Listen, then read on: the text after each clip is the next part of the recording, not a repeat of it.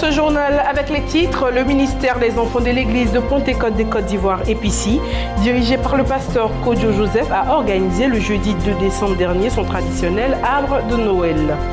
L'apôtre Abbo Laurent de la mission évangélique Christ, source de salut, a été consacré dans son ministère apostolique le samedi 17 décembre dernier. En Afrique, au Mali, le processus de paix est dans l'impasse. En République démocratique du Congo, le nouveau gouvernement et les perspectives politiques. À l'international, fin de carnaval pour le suspect de l'attentat de Berlin abattu à Milan. Mesdames et messieurs, c'est toujours un plaisir d'être en votre compagnie. Débutons ce journal avec l'actualité religieuse. Le ministère des Enfants de l'Église de Pentecôte de Côte d'Ivoire, EPICI, dirigé par le pasteur Kodjo Joseph, a organisé le jeudi 22 décembre dernier son traditionnel arbre de Noël. Plusieurs centaines d'enfants des districts EPICI Abidjan ont participé à ces moments de bonheur. Suivez. Il a régné une ambiance de cours de récréation ce jeudi 22 décembre 2016 à l'espace Kalemba dans la commune d'Abobo à l'occasion de l'édition 2016 du traditionnel arbre de Noël de l'église de Pentecôte internationale de Côte d'Ivoire. Les enfants venus des différents districts EPICI d'Abidjan ont partagé un moment de bonheur à travers diverses activités et concours. Du karaoké, de la danse et du théâtre dont les thèmes étaient axés sur le modèle d'éducation pentecôtiste. Je te crois au village, je ne crois au village, on vit ma chérie. Et ma chérie, on va à l'église, notre église, c'est comme ça on s'habille. Chaque jour, église, église. C'est vrai que tu t'en vas là-bas, toute bonne chose. Je suis tombée dans un coup. Et là,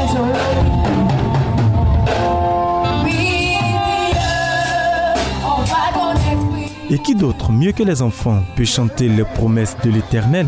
Les tout-petits ont accompagné de leurs pas de danse et parfois de leurs voix innocentes les prestations des chantres invités.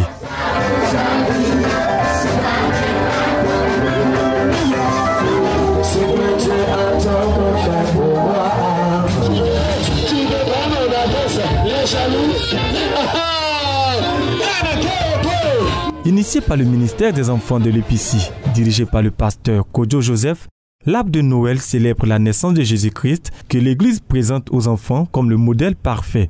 L'EPICI, à travers maman Patricia Beira, la marraine de l'arbre de Noël 2016, s'est souvenu des enfants orphelins et démunis.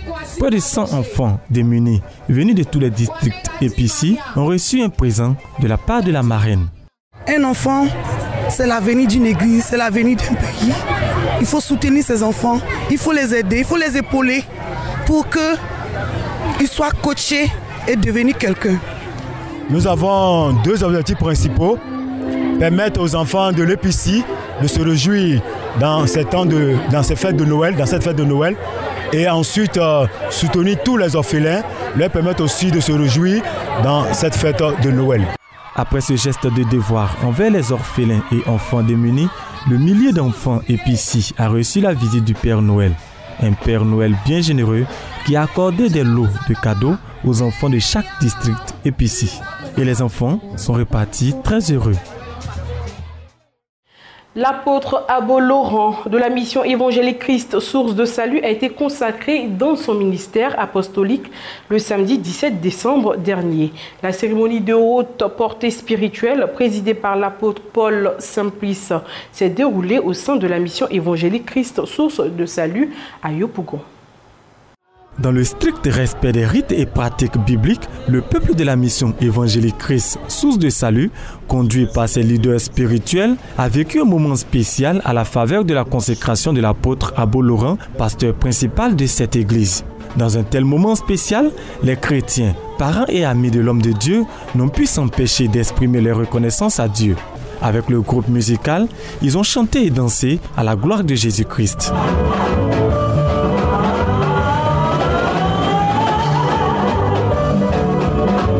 C'est dans l'adoration que le consacré, l'officiant chef de consécration et les hommes de Dieu invités spéciaux ont fait leur entrée. L'apôtre Paul Simplice, l'officiant de consécration, a d'abord enseigné le peuple de Dieu sur le ministère apostolique. Un apôtre est choisi par le Dieu souverain.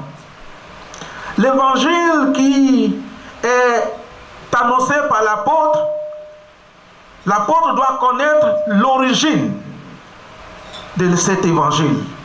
Comment l'évangile a été transmis par Dieu à travers le temps passé. Et il le révèle aisément parce que c'est son ministère.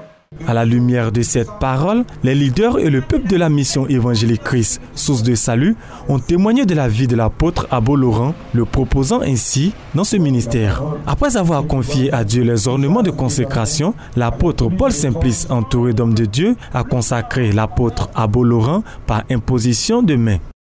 Que Dieu t'envoie plus de brebis. Amen. Au nom de notre Seigneur Jésus-Christ. Amen. Amen. Amen. Revêtu de sa toge d'apôtre, le consacré s'est présenté au peuple de Dieu en liesse qu'il a couvert à son tour de nombreux cadeaux. Dans son premier message, l'apôtre Abo Laurent a remercié ses pères spirituels en s'engageant à bien remplir ses fonctions d'apôtre.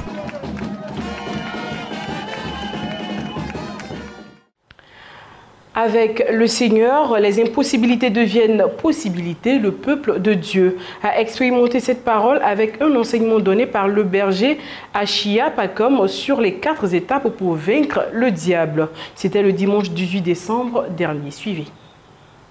Le Dieu qui répond par le feu est descendu sur les ennemis, les esprits de non-accomplissement, de célibat, de maladie, des prisons sataniques ce dimanche 18 décembre 2016 à Élie et les Bals, prière organisée par le Centre d'Excellence d'Hongrie. Un temps de combat savamment conduit par le berger Achia Pacom, premier responsable du centre. À cette occasion, le serviteur de Dieu a délivré au peuple la stratégie pour prendre le dessus sur le mal. L'audace de la foi pour bannir la peur, rétablir l'alliance avec Dieu, poser des actes prophétiques et le sacrifice. Enseigner, édifier et l'esprit disposé, le peuple de Dieu est entré dans un combat épique. Délivrance, guérison, restauration, bénédiction, traduit ici à travers les nombreux témoignages. C'est le cas de mademoiselle Atumble Léa. Cette sœur souffrait d'une dystrophie ovarienne depuis 2007. Aujourd'hui, elle est guérie. Ces examens médicaux ont révélé qu'elle avait une dystrophie ovarienne. C'est-à-dire que l'ovaire ne fonctionne pas correctement. Depuis 2007, je n'avais plus les menstrues. Vendredi passé, il était assis et puis tu m'as appelé. Tu dis que tu as un problème dans le ventre. Donc il a commencé à expliquer. Après ça, il s'est allé faire les échos. L'écho dit quoi? Donc l'écho qui montrait que l'ovaire était polykystique, l'ovaire était d'allure dystrophique. Maintenant, la conclusion du médecin indique utérus vide et homogène, ovaire d'aspect normal. Emploi miracle, promotion spectaculaire, guérison. En somme, un combat soldé par une belle victoire du peuple de Dieu. Au Gabon, le temple Jérusalem, dirigé par le bishop Mabi Christ, a célébré son culte annuel d'action de grâce nommé la fête de la moisson. C'est le temple de Jérusalem du côté de Nzengayong à Libreville qui a accueilli la grande célébration du culte annuel d'action de grâce dénommé la fête de la moisson, dirigée par le bishop Mabi. Les moments ont débuté par le groupe de louanges qui a conduit le peuple dans des pas d'allégresse.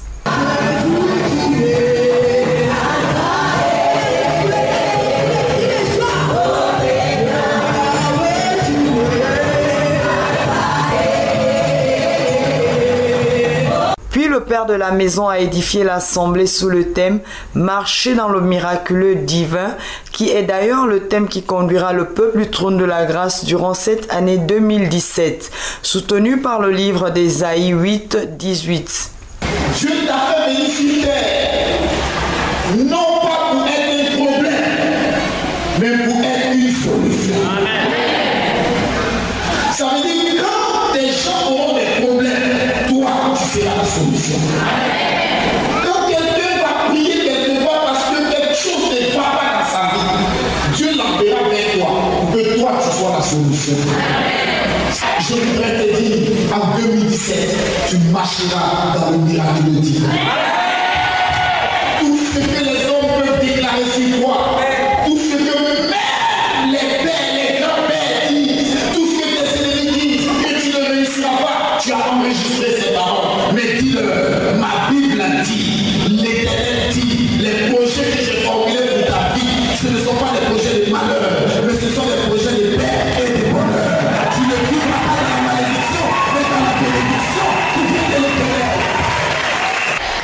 Quelques déclarations prophétiques proclamées par le bishop au peuple. Dieu n'a pas permis que notre pays tombe dans un chaos. Voilà pourquoi nous sommes rassemblés aujourd'hui pour lui dire merci parce qu'il a pris soin de nos familles, il a pris soin de notre nation, il a veillé sur nous et nous avons tenu à rendre ce culte d'action de grâce parce que c'était un culte d'action de grâce tout simplement pour lui dire merci pour tout ce qu'il a eu à faire tout au long de l'année 2016. Débutons l'actualité africaine au Mali. Le processus de paix est dans l'impasse après que la coordination des mouvements de l'Azawad a suspendu sa participation.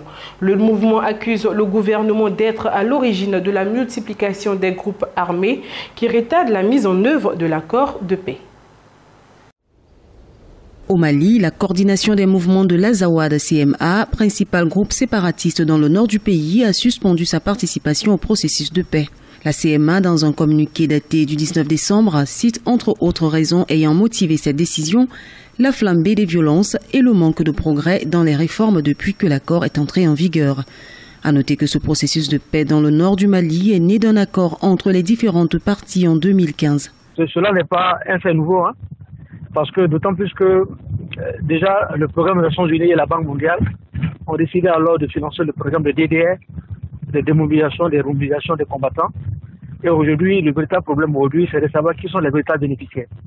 Apparemment, la CMA s'inquiète du fait qu'il y a beaucoup de groupes armés qui n'ont pas participé au combat et qui ne sont même pas des protagonistes de ce conflit-là, qui risquent vraiment d'être des bénéficiaires de tous ces programmes de réinsertion que les Nations Unies mettent à la disposition du Mali. La coordination des mouvements de l'Azawad affirme ne plus vouloir assister au comité de suivi de l'accord et à ses différents sous-comités. Dans le communiqué rendu public, la coordination accuse le gouvernement d'être à l'origine de la multiplication des groupes armés qui ralentit la mise en œuvre de l'accord dans cette partie du pays. Il est aussi reproché aux autorités maliennes d'avoir procédé aux réformes institutionnelles sur les autorités intérimaires de façon unilatérale. C'est un blocage dans le processus de paix en termes de conséquences en tant que tel, parce que sous le gouvernement des accords d'Alger, il n'y a pas eu d'évolution réelle depuis quasiment 2013 jusqu'à aujourd'hui, quand on regarde les 2 années, 3 années de stagnation. Et il est évident que un tel réplique tactique de la CMA ne pourra que ralentir notamment le processus de paix dans lequel le Mali s'est engagé depuis un certain temps. Aujourd'hui, vous avez les municipales qui n'ont pas été organisées dans certaines zones du Nord. Parce qu'en réalité, on suppose que les réfugiés ne sont pas de retour. À côté de ce retrait de la coordination des mouvements de l'Azawad du processus de paix, le gouvernement fait face à plusieurs enjeux nationaux. La question de la sécurité est primordiale, surtout pour la tenue du 27e sommet Afrique-France qui se prépare pour le mois de janvier 2017. À cela s'ajoute l'enjeu économique ainsi que la question du retour des migrants maliens en Europe avec la polémique liée aux éventuels accords signés. La République démocratique du Congo a un nouveau gouvernement. Des membres de l'opposition ayant participé au dialogue politique sous la houlette de l'Union africaine figurent dans cette nouvelle équipe gouvernementale. Situation inédite en République démocratique du Congo. Contre toute attente, la composition du nouveau gouvernement a été dévoilée un peu avant minuit ce 19 décembre 2016, date marquant la fin officielle du dernier mandat constitutionnel du président Joseph Kabila. Le cabinet dirigé par Sami Badibanga, un transfuge de l'opposition, est composé de 67 ministres, dont 3 vice-premiers ministres et 7 ministres d'État. Et globalement, les ténors de la majorité conservent les portefeuilles clés. C'est un gouvernement qui n'a pas long feu. Vu d'ailleurs le nombre de ministres que nous avons vus, autant de ministères du jamais vu.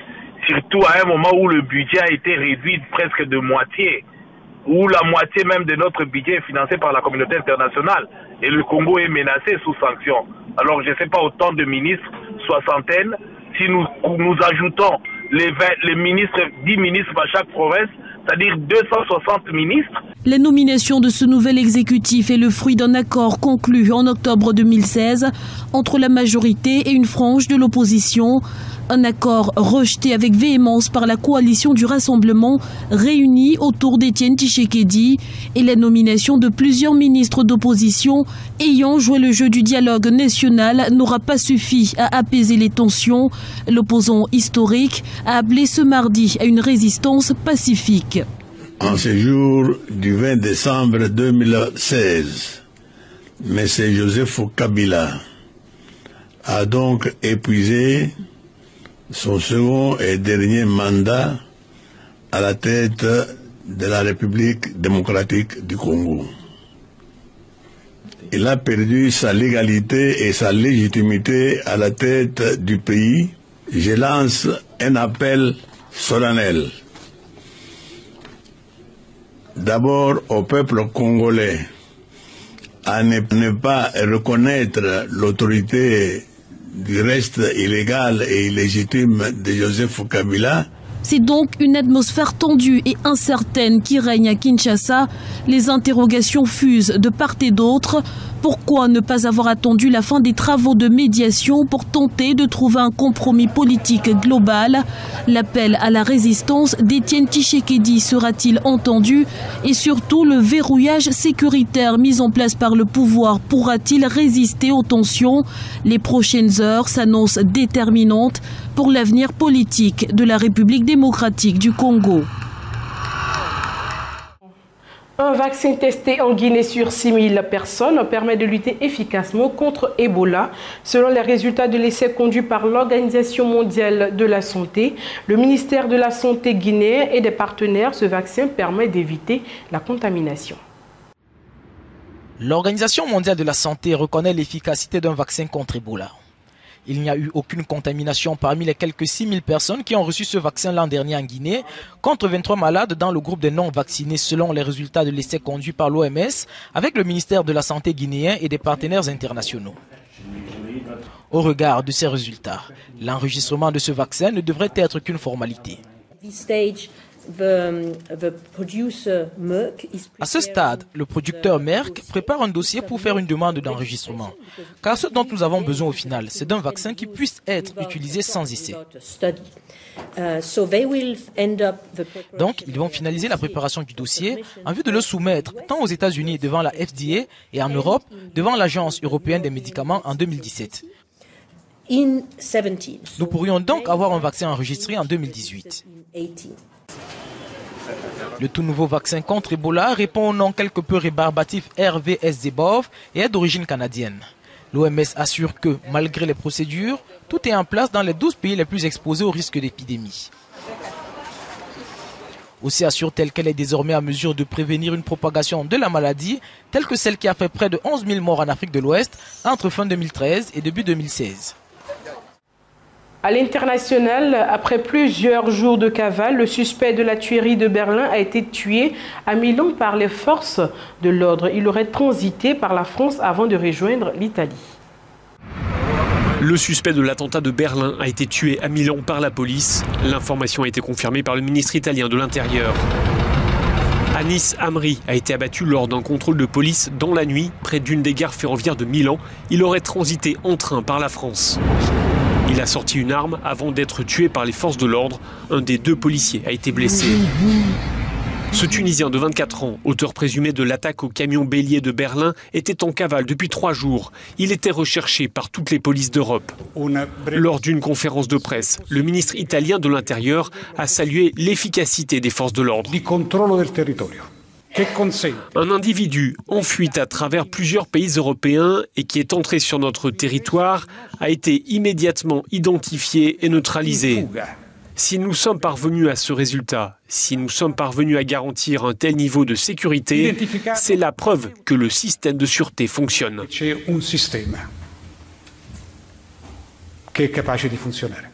Anis Amri a été identifié par les enquêteurs allemands comme étant le conducteur du camion qui a foncé sur la foule lundi soir à Berlin.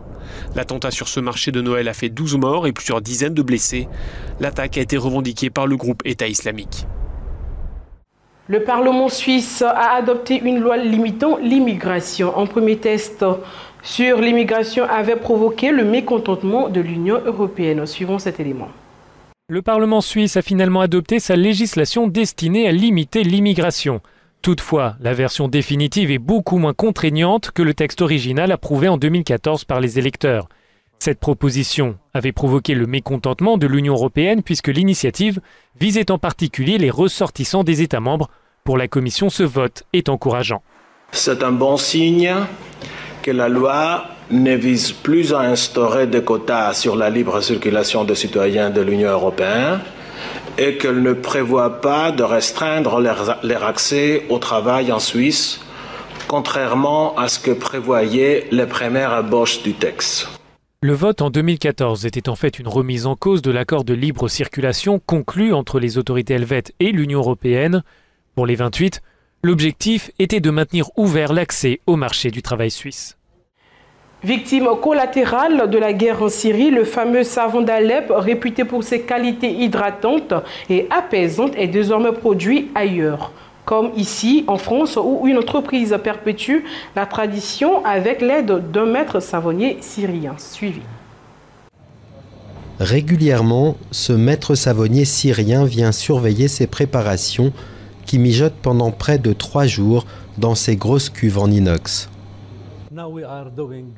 Là, nous sommes en train de fabriquer un savon traditionnel, aussi appelé savon d'Alep, qui est essentiellement fait avec de l'eau, de l'hydroxyde de sodium, de l'huile d'olive et de l'huile de laurier. C'est le moment crucial de la saponification, autrement dit, quand le mélange se transforme en savon. Un processus qu'Hassan Arastani connaît par cœur. Fils de maître savonnier à Alep, il travaillait dans l'entreprise familiale, l'une des plus prospères de la région. Mais avec la guerre, il décide de fuir au Liban, puis en France. La situation dans notre pays était vraiment très mauvaise. On ne pouvait pas se rendre à l'usine à cause des bombardements ou du kidnapping. En se débarrassant symboliquement de sa moustache, mais sans jamais se départir de son sourire, le maître savonnier se laisse convaincre par l'un de ses anciens clients, un médecin franco-syrien qui fait du négoce de cosmétiques dans le Val-de-Marne, en région parisienne. Ensemble, ils ouvrent une petite fabrique qui produit aujourd'hui du savon d'Alep made in France, sans perdre son appellation d'origine. Quand un grand chef français ouvre un grand restaurant français à New York, c'est une cuisine française et pas une cuisine new-yorkaise. C'est pareil pour le savon, c'est fait par maître Arastani, le grand maître savonnier syrien. C'est donc le vrai savon d'Alep. Perpétuer la tradition, c'est la principale motivation de cette petite entreprise d'une quinzaine de salariés. Son patron, comme le maître savonnier, se refusent à commenter la guerre qui ensanglante leur pays. C'est un conflit qui est tellement complexe, qui est tellement enchevêtré. Je pense que peu de personnes sont capables de savoir ce qui se passe vraiment en réalité. Symbole malgré eux d'une Alep en ruine, les premiers savons made in France finissent tout juste leur long mois de séchage. Autour de 9000 unités par semaine vont désormais sortir de cette savonnerie ressuscitée. On le sait tous, la France est le 4e pays producteur de caviar au monde. À quelques semaines des fêtes de fin d'année, immersion dans la filière du caviar français Made in Aquitaine. Tout se passe au gramme près. À 2 € le gramme, il s'agit de ne pas léser le client. Nous sommes ici en Dordogne, chez l'un des 7 producteurs de caviar français. À l'approche des fêtes, c'est la course, pas question pour autant de bâcler la préparation. Le caviar, c'est tout simplement des œufs d'esturgeon et du sel. Et le tout transformé en une douzaine d'étapes, toutes manuelles. Et le lavage peut durer entre 5 et 10 fois successives. On re-rince, on remet de l'eau froide, on re-rince.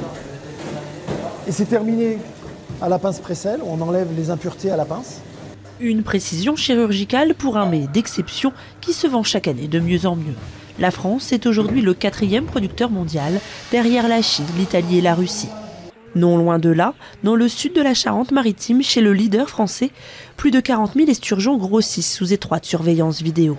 Les conditions d'élevage sont la raison principale du coût élevé du produit, peu de poissons par bassin, une nourriture sans OGM et surtout un temps d'élevage relativement long. C'est un métier où on est un petit peu parfois schizophrène parce qu'il faut être à la fois patient, le cycle du poisson c'est 7 ans, et à la fois assez rapide parce que le produit a une durée de vie qui est assez, une fois élaboré, une durée de vie qui est assez courte. Au bout de 2 ans, il faut avoir vendu le caviar. Les femelles à maturité sont repérées par échographie avant d'être emmenées vivantes dans des cuves comme celle-ci vers les laboratoires de production. Elles sont abattues par étourdissement avant d'être vidées de leurs précieux œufs C'est ensuite une course contre la montre pour nettoyer et mettre en affinage le caviar, qui y restera entre 1 mois pour le primeur et 1 an pour le vintage. Depuis 2013, 4 producteurs du Sud-Ouest ont même créé une marque, Caviar d'Aquitaine, pour protéger leur savoir-faire et défendre la qualité de leurs produits. Ce goût de beurre noisetté, c'est vraiment la spécificité du caviar d'Aquitaine qu'on va pas forcément retrouver, qu'on ne retrouve pas sur des caviars d'autres provenances, notamment d'une part parce que les espèces que l'on produit en Aquitaine sont des espèces d'eau douce, par rapport à un esturgeon qui va être pêché en mer. Évidemment, vous avez d'autres goûts qui se développent, des goûts plus iodés, mais des goûts aussi plus acides. Cette année, près de 30 tonnes de caviar français devraient se vendre dans le monde. En fonction des différentes espèces et des affinages, les prix peuvent s'envoler. Environ 100 € la boîte de 50 grammes de caviar d'entrée de gamme et jusqu'à 400 € pour une boîte de beluga. C'est la fin de ce journal. Nous avons pris plaisir à vous le présenter. Excellente suite de programmes sur The Blessing Channel.